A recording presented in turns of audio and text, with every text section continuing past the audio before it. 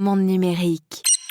Si vous utilisez un ou plusieurs produits Apple, eh bien préparez-vous à du changement. Alors pas de changement d'appareil, mais simplement un changement de look. Car comme on s'y attendait, parce que ça avait bien fuité, la traditionnelle conférence des développeurs WWDC hier soir au siège d'Apple à Cupertino a levé le voile sur le tout nouveau design qui va s'imposer sur tous les appareils de la marque. Car c'est un changement de design au niveau des systèmes d'exploitation. iOS sur iPhone, iPadOS, WatchOS, visionOS pour le casque Vision Pro et bien sûr macOS pour les ordinateurs.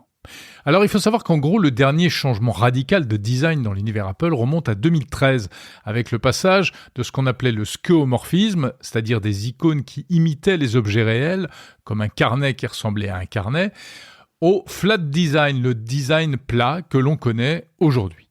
Mais ça, c'était avant, car désormais place au liquid glass. Le verre liquide transparent, plus de fluidité, c'est ce qui va s'imposer sur tous les écrans de la marque. Autrement dit, un design transparent comme du verre. On aura l'impression d'avoir des petites icônes posées sur une plaque de verre sur son téléphone avec un effet de transparence. Ça va donner une allure plus dépouillée, plus minimaliste aux écrans des produits Apple.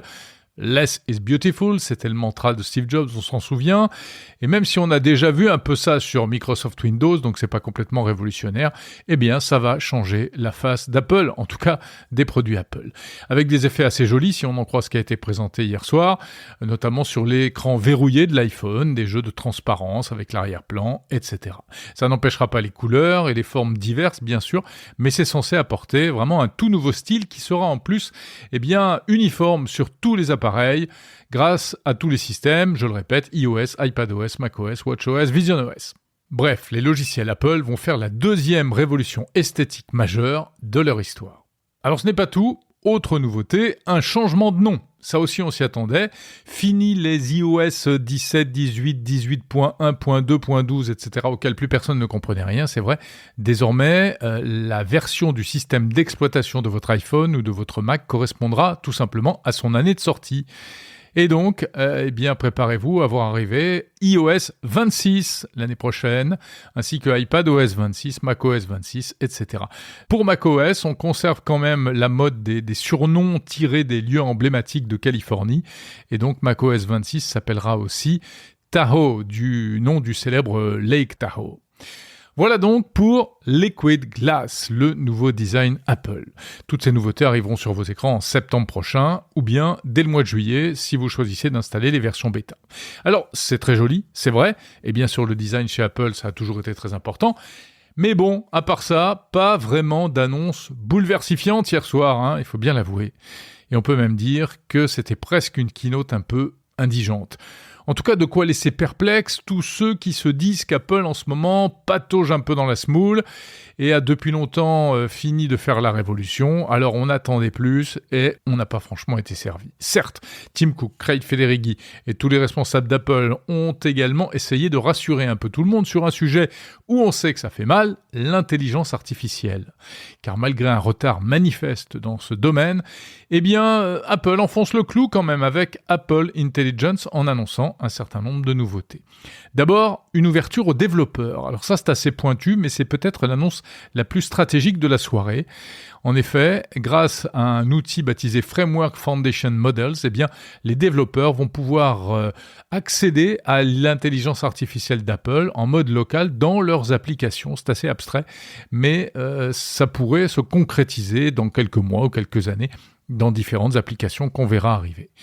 Plus concrètement, dans les démonstrations présentées hier, j'ai bien aimé des petites choses du côté du téléphone, notamment un système capable de répondre à votre place au numéro inconnu et qui sonne uniquement si ce n'est pas un démarcheur téléphonique. Et oui, on va de plus en plus vers un monde où les robots parleront aux robots, on le sait. Donc ce sera une fonction plutôt confortable par les temps qui courent où on est souvent inondé par toutes sortes d'appels indésirables. Alors, cela dit, pas sûr que ça arrive en France avant un bon moment, cette fonction-là. Sympa également la traduction en temps réel dans les applications téléphone, FaceTime ou encore Message, donc pour faire des conversations en temps réel avec des gens qui ne parlent pas votre langue, et y compris avec des utilisateurs non Apple. Bon, Samsung avait introduit ça, on le rappelle, sur ses Galaxy S24. Dans l'application Message également, un système de sondage, pas très clair, mais apparemment pour les conversations de groupe, pour organiser des sorties, des choses comme ça. Plus concret, sur macOS, donc sur ordinateur, la fonction recherche Spotlight qui s'enrichit considérablement. On pourra chercher beaucoup plus efficacement dans tous les types de documents qu'on contient sur son disque dur. Personnellement, j'adore cette fonction, j'utilise tout le temps, en appuyant simultanément sur les touches commande et barre d'espace pour Spotlight.